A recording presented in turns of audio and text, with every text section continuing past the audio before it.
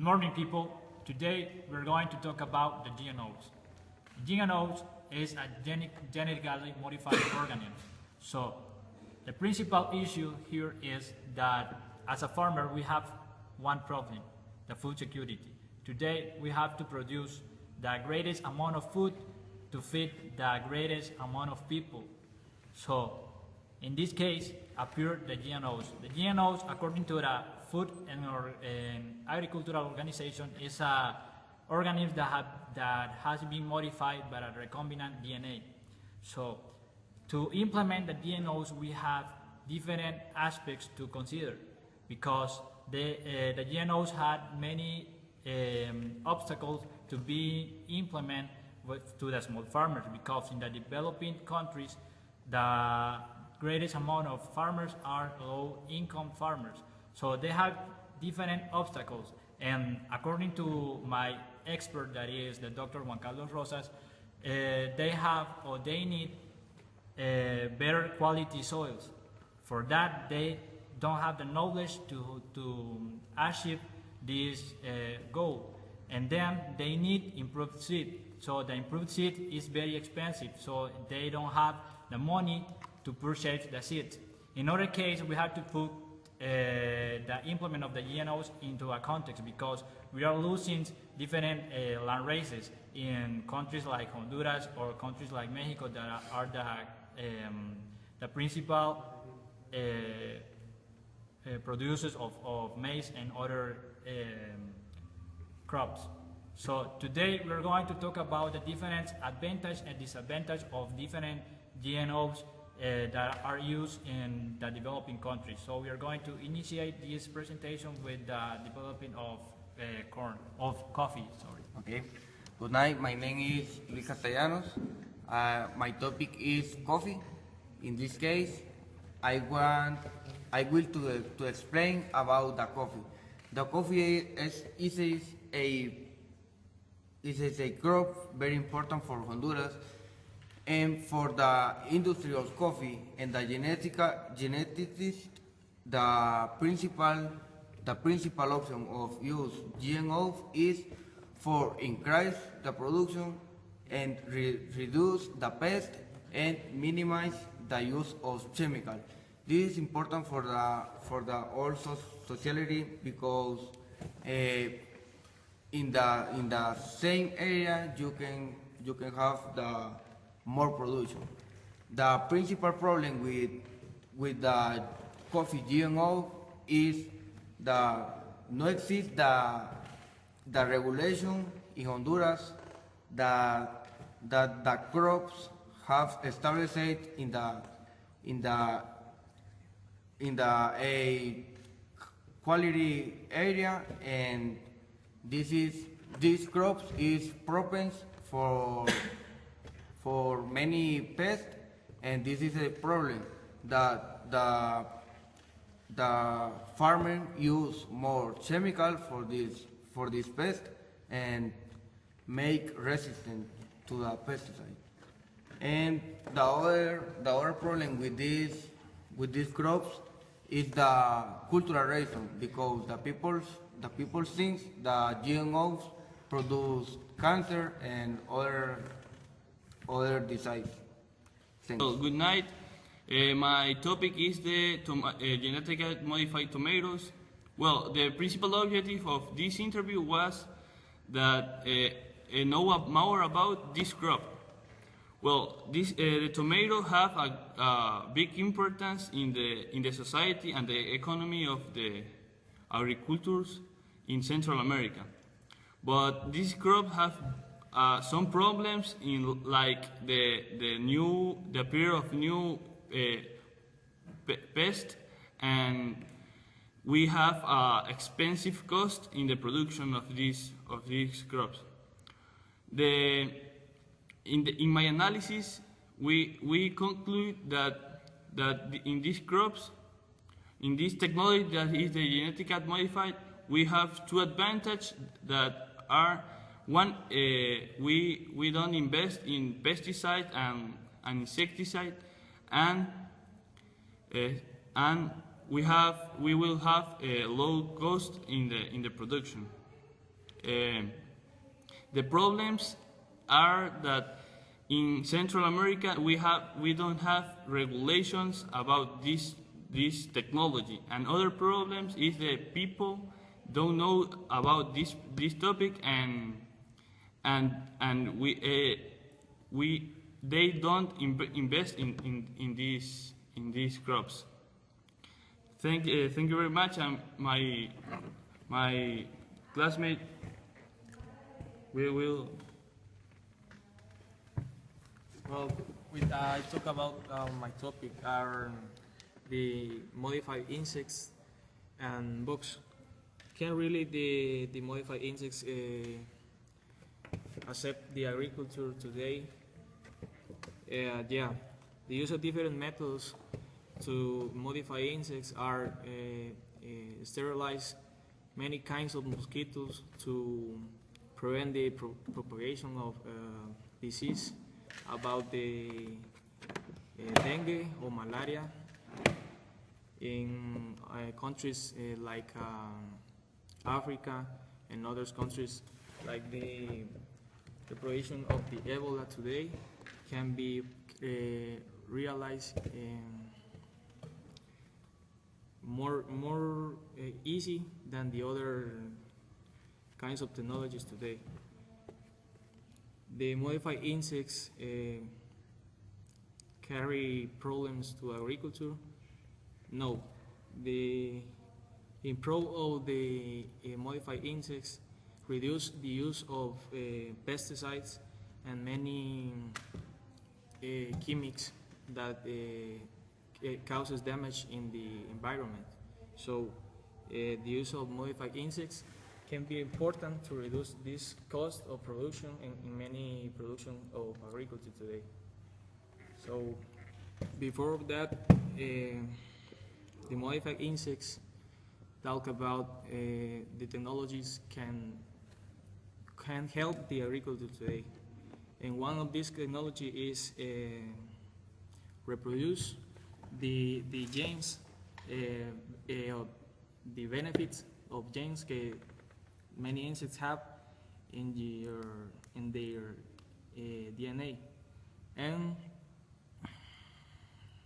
put these genes into the DNA on the other insects and modify many characteristics that improve the. Well, I'm going to talk about genetically modified pastures. The pastures in the farm for the farmers and of livestock production is an essential part of nutrition of this, because consuming pastures we can increase the production, but with the genetically modified pastures we can increase the production from 5 tons to 10 tons per year. These pastures can increase the production, the yield, and help for the best nutrition of the animals in the livestock production. Analyzing my investigation, I conclude that the genetically modified pastures increase the production and help to the nutrition of animals. We can get low costs. I'm gonna talk about transgenic wheat, and like you say, the genetic modified organisms are a good alternative for the producers, but the principal problem is that the producers don't have the knowledge to the management of this. And the objective of our research was to know if the people are teaching or the people are learning about this problem, because the people are more and more in the world, and we need to satisfy this food for the people. And the advantage of the use of transgenic wheat is that, my partner say, the transgenic wheat is a good product, an important product in nowadays in the world, and we have to use how to manage it.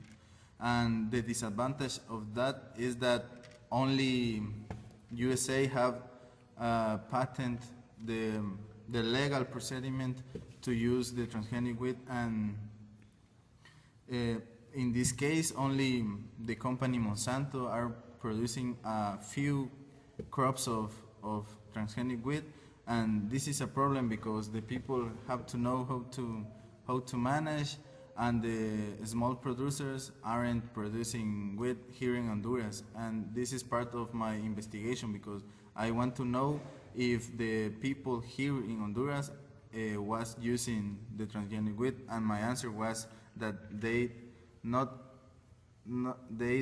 know nothing about the transgenic wheat.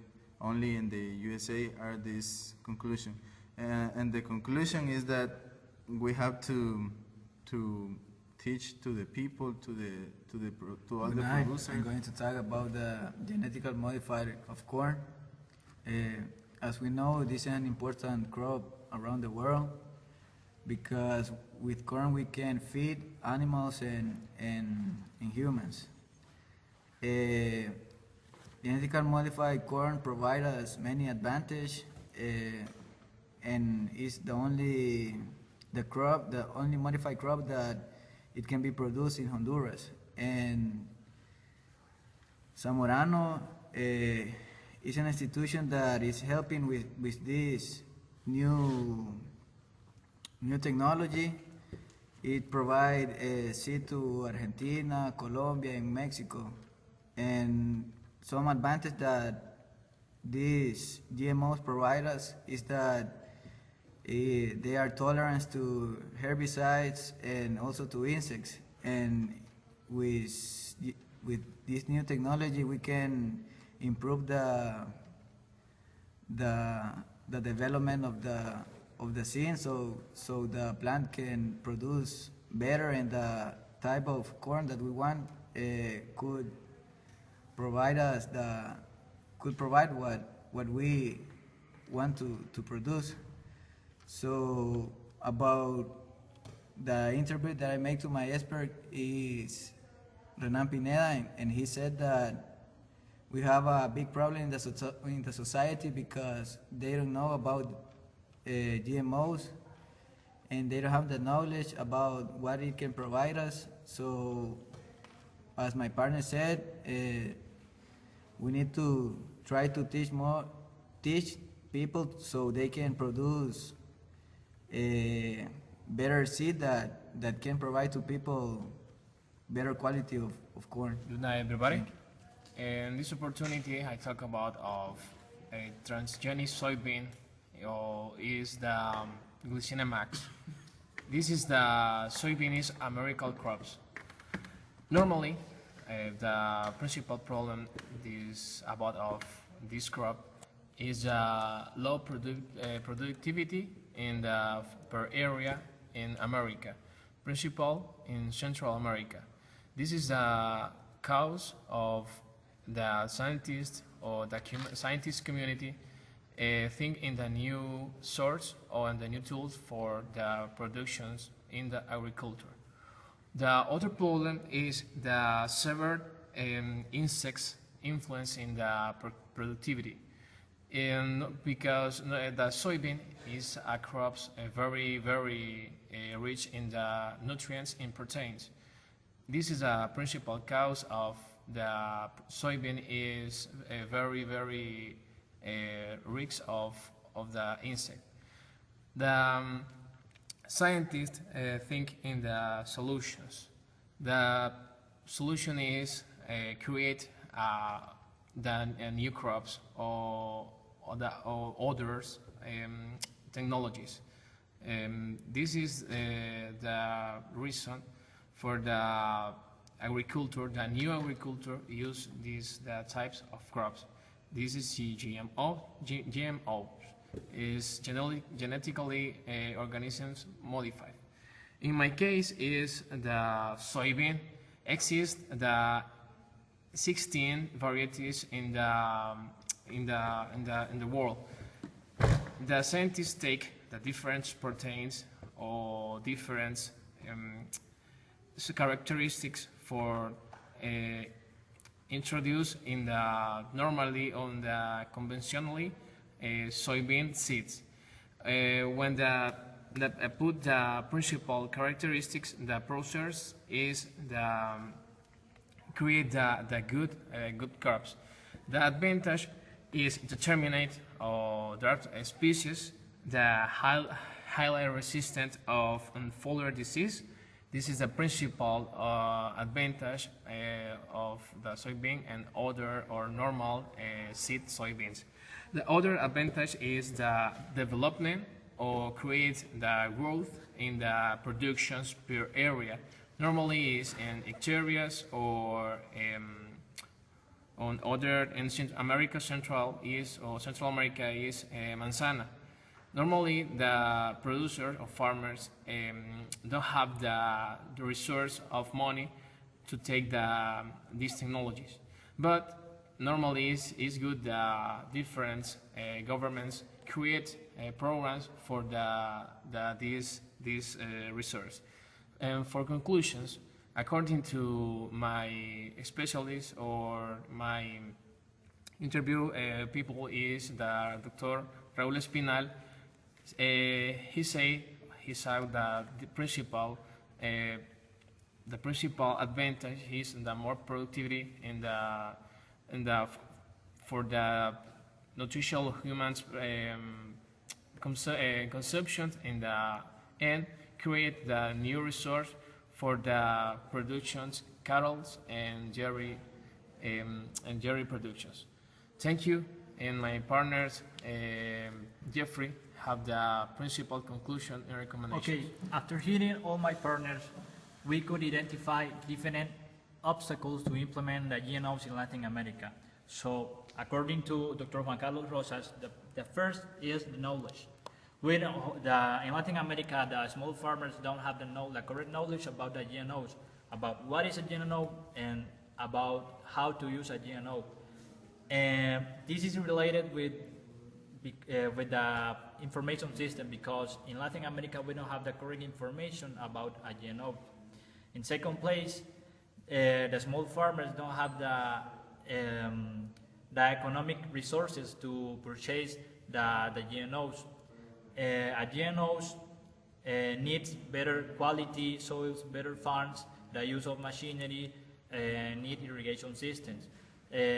Those things are things that the small farmers don't have in Latin America. So this is one of the principal and the most important obstacles to implement the GMO in Latin America. So we know that the GMOs have positive and negative consequences, but it seems like the negative consequences are related more to or the small farmers are more susceptible to the negative ones. So for our recommendation, we need to implement new information systems, and the government had to apply different laws to make the access to these technologies more easy for the small farmers. So that's it, and thank you for